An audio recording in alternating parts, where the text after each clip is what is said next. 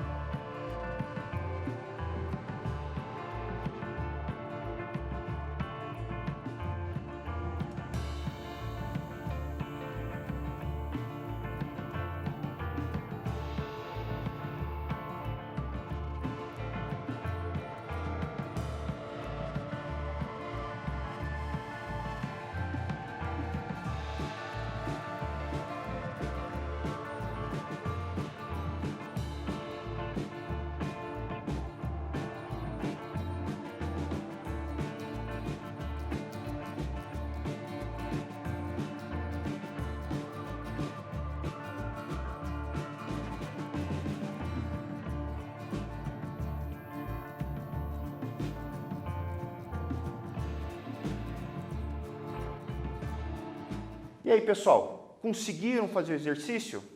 Né? Rapidinho fazer, deu um tempo aí só para a gente poder aquecer os motores. Afinal, né, a primeira lei de Newton era uma lei meio sem vergonha, porque às vezes a gente não consegue entender seu conceito básico. Né? Lembre-se do conceito de força que a gente introduziu nas aulas anteriores, certo? Lembre-se do que é estado de equilíbrio, é muito importante vocês entenderem isso. Então, vejam, né, qual é a resposta correta? Alternativa A. Possui velocidade constante e aceleração nula, certo? É isso que ele quer dizer para nós, né? Quando o corpo está em repouso ou em movimento uniforme, podemos dizer que ele possui velocidade constante, certo? E aceleração nula. Por quê? Porque justamente ele está no estado de equilíbrio. No caso, equilíbrio estático, certo? Ou equilíbrio dinâmico. Beleza? Obedecendo à velha e querida primeira lei de Newton. Beleza? Só para a gente poder começar os motores aqui, porque agora nós vamos começar com a força centrípeta. Gente, o que seria a tal da força centrípeta, o famoso FC? Vamos imaginar o seguinte, imagina que você tem aqui uma mesa, né, uma coisa, todo mundo tem lá em casa, né? E nessa mesa você tem uma bolinha, um corpo que está amarrado a uma corda. E você coloca esse objeto a circular. Né, a se movimentar. E essa bolinha ela está se movimentando ao longo dessa mesa, certo? Como está representado aqui. E aí vem uma tendência, né? O que mantém a esfera ou a bolinha em movimento circular? O que ocorreria sem elas, no caso, sem a cordinha, por exemplo, sem a mesa, certo? Isso que a gente está perguntando aqui. Porque, veja, existe uma lei, inicialmente uma primeira lei de Newton, que diz o seguinte, olha, a tendência dos corpos é permanecer em equilíbrio, seja o equilíbrio repouso, certo? Ou seja, a bolinha vai ficar parada, ou equilíbrio dinâmico, ou seja, a tendência dela é bem categórico, não é qualquer movimentinho, é um movimento retilíneo e uniforme. Não é movimento uniforme, é movimento retilíneo e uniforme. Trajetória reta com velocidade constante. Não é só velocidade constante, é movimento com trajetória reta e velocidade constante. Foi bem categórico nessa parte. Ou seja, se eu estou tendo uma trajetória curvilínea, significa que eu tenho que ter alguma outra coisa agindo aqui. Então, nesse caso, nós temos que ter a atuação de uma força. E aí que entra a história da força centrípeta. A força centrípeta é esse cara que vai fazer com que haja mudança na sua trajetória. Ou seja, ele até pode ser um movimento uniforme, mas ele não vai ser retilíneo. Beleza? Então, força centrípeta, a força que causa a mudança na direção e no sentido da direção da velocidade. Vejam que eu não estou falando aqui no módulo da velocidade. Eu estou falando apenas na direção e no sentido dela. Por quê? Lembre lá da parte de vetores? Lembra que a gente começou lá com o professor Hugo, que a gente conversou lá com os outros profs, né? Nós falamos sobre o professor lá da tua escolinha, lá no, né? Quando você estava lá no coleginho, na época antes da pandemia, que falava sobre vetores. O que é um vetor? Representa uma entidade que representa módulo, direção e sentido, certo? O que é módulo? Módulo que quer dizer o quê? Representa intensidade do negócio, né? Mais rápido, menos velocidade, mais velocidade, maior aceleração, menos velocidade, menos aceleração, certo? Direção e sentido, se eu vou para a linha norte-sul, leste-oeste, certo? Sentido, se eu vou para o sentido leste, sentido oeste, certo? E assim por diante. Ou seja, eu estou casando um sentido de sistema de coordenadas. Né? Então, nesse caso, minha força centrípeta, eu estou causando apenas mudança na sua direção e no seu sentido da velocidade, sem mexer no seu módulo. Enquanto que a chamada força tangencial, que é representada por esse roxinho aqui que vocês estão vendo, ela apenas causa mudança no seu módulo, ou seja, na sua intensidade da sua velocidade. Traduzindo, gente, o que faz manter a trajetória curvilínea dessa esfera nessa mesa, ou seja, o que faz manter esse movimento circular que vocês estão vendo aqui, é a atuação de duas coisas, Pode ser duas coisas. Primeiro, uma força centrípeta que puxa o objeto para dentro e essa força tangencial que está mudando, que pode fazer com que haja uma mudança no módulo da velocidade.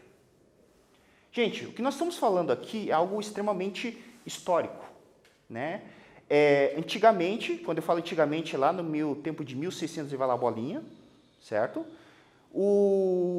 Nós estamos falando da época da lei de Kepler, nós estamos falando da gravitação universal, em que nós tínhamos a movimentação dos planetas, né? Nós tínhamos as órbitas. Então os caras falavam assim, que força que é essa que faz com que nós tenhamos as órbitas, que nós temos os movimentos celestes e tudo mais? Então eles tinham que falar que tem que ter alguma força envolvida. E vocês vão perceber que, na verdade, essas forças envolvidas, na realidade, são uma força centrípeta que pode receber o nome de recebe o nome de várias forças. No caso aqui, essa força centrípeta está representada pela força tração, porque, nesse caso, é a cordinha que está puxando a bolinha para o centro. No caso da gravidade, é ela responsável por manter a trajetória elíptica, né? Que é dado pela lei de Kepler, que faz com que a Terra tenha a órbita que a gente conhece em torno do Sol. Beleza? Então vejam que essa força centrípeta é uma força coringa. Bem, essa força centrípeta ela pode ser dada dessa forma aqui. Então aqui nós temos uma representação um pouco melhor, né? Então nós temos a força centrípeta puxada para o centro, a força tangencial responsável pelo aumento ou a redução do módulo da velocidade e a soma vetorial dessas duas forças me dá uma resultante, como está representado aqui, certo? Então a força centrípeta ele é dado pela massa vezes a aceleração centrípeta e a força tangencial é dada pela massa vezes a aceleração tangencial. Lembrando que a aceleração tangencial é dada por quem, gente? Né? Ela vai ser dada aqui basicamente pela aceleração, por exemplo, a gente pode associar aqui a parte dos movimentos uniformes e movimentos uniformemente variados e assim por diante. E aqui nós vamos perceber que tem uma equaçãozinha básica para a aceleração centrípeta, ok? Bem, traduzindo em miúdos, a aceleração centrípeta ela é responsável por manter o movimento circular, né? Então, a esfera mantém o movimento circular, né? Então a gente pode representar por essa figurinha que vocês estão vendo aqui, ela mantém essa trajetória circular que vocês estão vendo, e no momento em que a trajetória, no momento, por exemplo, que o fio se rompe, né, por algum motivo, qual é a tendência dela? Newton vai guiar essa condução. Quem é o Newton? Primeira lei de Newton. Como não tem atuação de nenhuma força ali nesse objeto, ele vai ficar em quê? Movimento retilíneo uniforme, certo? Trajetória em linha reta. Ok? Vamos lá. Lembrando que, quem que é a aceleração centrípeta? Olha lá, ó, aceleração centrípeta, velocidade ao quadrado dividido pelo raio. Quem que é essa aceleração centrípeta? Ela faz mudanças na direção e no sentido da velocidade, certo? Ó, o raio da circunferência que a gente está trabalhando. A aceleração tangencial, ele é igual à variação da velocidade em função do tempo, certo? São aqui as equações que a gente está acostumado a trabalhar lá na parte do movimento uniformemente variado, o famoso MUV, certo? Movimento uniformemente variado, como falei, o famoso MUV e tudo mais. Então, quando você teria a mudança no módulo da velocidade, ok? Então, seria a trajetória que a gente está vendo aqui. E, constantemente, o vetor velocidade sempre está tangente à trajetória desse cara aí. Ok? Gente, então, vamos fazer um exercício aqui para a gente poder fixar esse negócio? Então, o primeiro exercício fala o seguinte: classifica as sentenças abaixo descritas em falsa ou verdadeira. Primeira sentença. Um automóvel faz uma curva em uma estrada plana e horizontal. No caso, a força centrípeta é a força tangencial que a pista aplica sobre os pneus. Segunda sentença. Os satélites giram em torno dos planetas em função da ação da força centrípeta, que nessa situação é a força de atração gravitacional. E a terceira situação. Um corpo gira preso na extremidade de um fio. No caso, a força centrípeta pode ser considerada a própria força de tração do fio. Foi o que eu falei para vocês. A força centrípeta, ela não é ela é uma força coringa, ela assume vários tipos de força. Força de tração, força gravitacional e assim por diante. Agora eu vou deixar esse tempinho para vocês, pense com muito cuidado, certo? São três questões sacanas. Elas são teóricas. Pensem, pesquisem aí no que for necessário e daqui a pouco a gente vai responder. Até mais.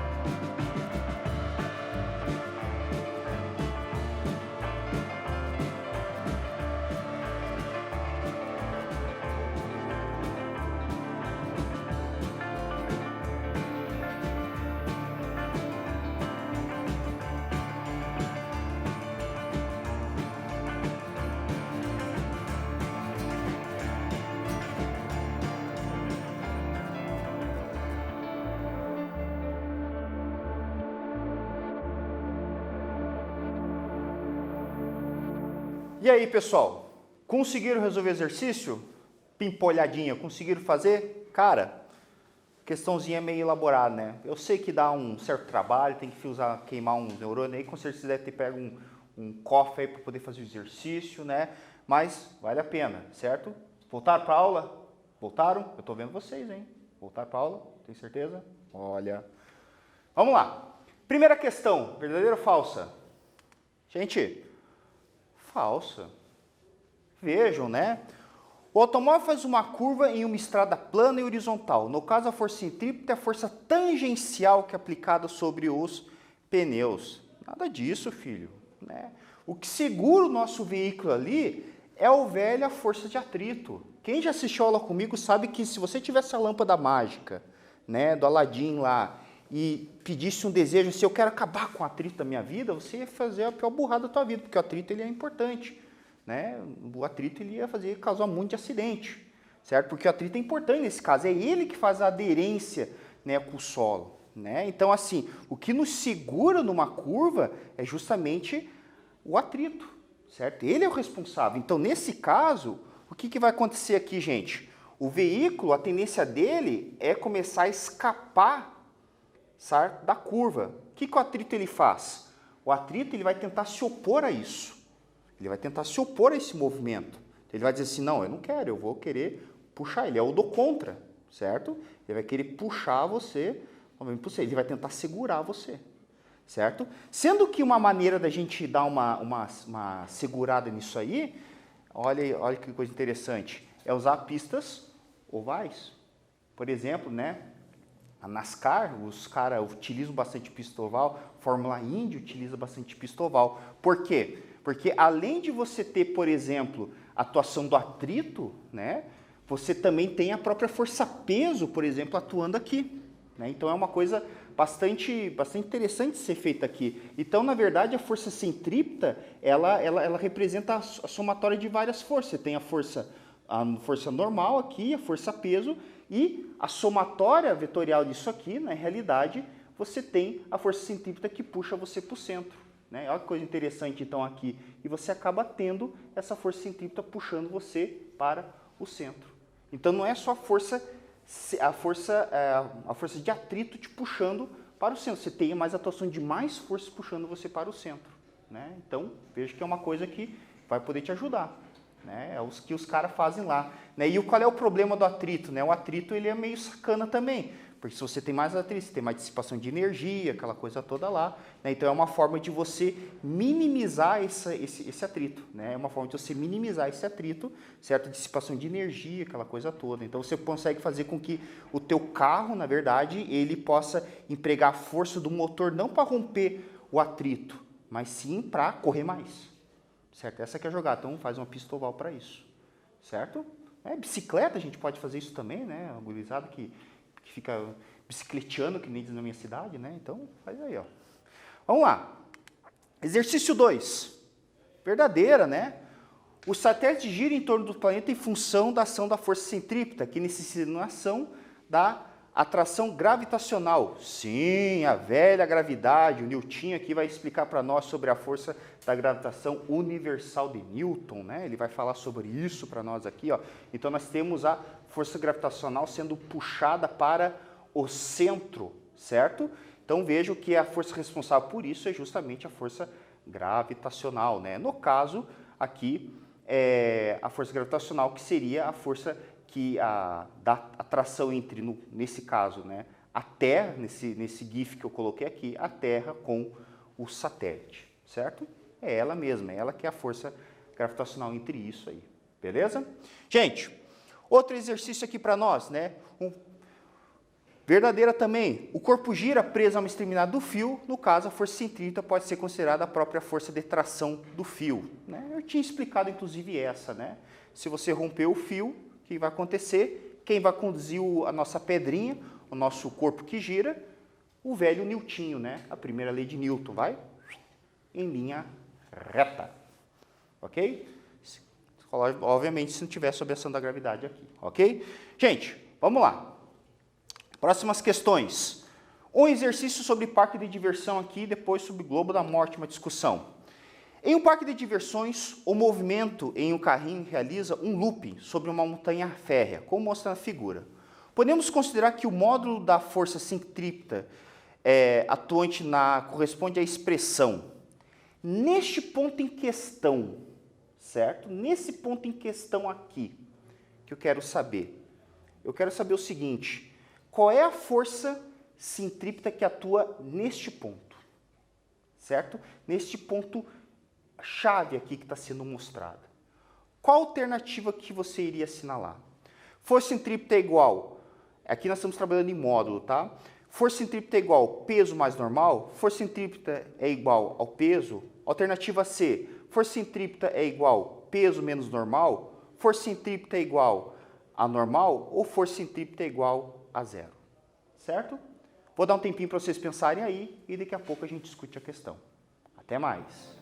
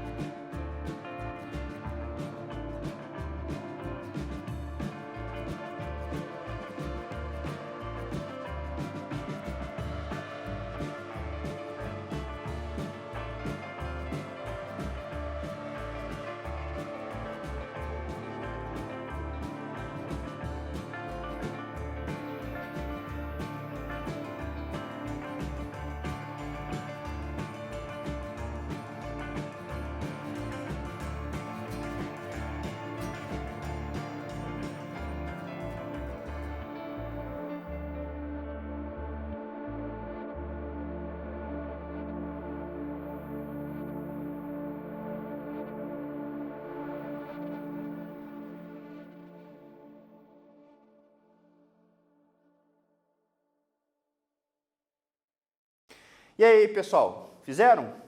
Vamos fazer o nosso exercício então aqui. Qual a alternativa que vocês assinalaram? Gente, vamos fazer uma análise primeiro, né? Quais são as forças que estão atuando aqui, ó? Se você fizer uma análise, né, da figura, você tem o seguinte: no ponto de baixo aqui, né, você tem a força peso atuando para baixo, a força normal atuando para cima, né, que são as forças atuando, e o vetor velocidade sempre tangente à trajetória. Se você pegar esse ponto superior aqui, que eu chamei de ponto B, né, não tem nada a ver com as alternativas, só uma questão de mudança de ponto, você vai perceber o seguinte, que nós temos a força peso e a força normal atuando para o centro da trajetória, certo? Por que isso, gente? É muito simples. A normal ela é sempre perpendicular, né, à superfície, então você vai imaginar aqui que você tem numa reta que vai estar sempre apontada para a superfície, e o peso, como a gente sabe, sempre aponta para o centro da Terra, né? Então, como a gente sabe aqui também, né, nós sabemos que a força centrípeta sempre vai estar apontada para o centro da trajetória, né? Então, se você fizer uma análise muito simples aqui, tu vai perceber o seguinte: a força centrípeta nesse caso, ele vai ser quem? A diferença entre peso e normal. Se você pegar a parte de cima aqui, tu vai perceber que a força centrípeta, na verdade, ela é a soma desses dois carinhas aqui, certo? Então, é bem simples, ó. A força centrípeta aqui, na verdade, ela é a diferença entre o peso e a normal, e na parte de cima ela representa a soma ali. Então, como ele quer na parte de cima, né, a alternativa correta aqui seria a alternativa A, certo? Sem muito segredo aí. Beleza? Gente, tá ali, ó, né, bem tranquilinho. Quero só fazer uma curiosidade com você, antes de finalizar a aula, sobre o globo da morte, né? Bem rapidinho aqui. Globo da morte, né? Como é que ele funciona aí? Gente, muito simples. Se a gente pegar o caso do globo da morte, né, a gente pode considerar o seguinte: esse caso aqui, novamente, né, a única diferença que nós vamos fazer é o seguinte: essa força centrípeta nós vamos substituir, por exemplo, como massa vezes aceleração. Como nós estamos trabalhando aqui com força centrípeta, né, nós vamos pegar a massa vezes aceleração centrípeta. Fazendo as substituições das fórmulas, velocidade ao quadrado dividido pelo raio, nós podemos achar, por exemplo, qual é a velocidade em cada ponto, certo? É bem facinho de analisar. E aqui nós podemos achar, por exemplo, qual é a velocidade mínima que o cara do globo da morte tem que chegar aqui para que ele não caia.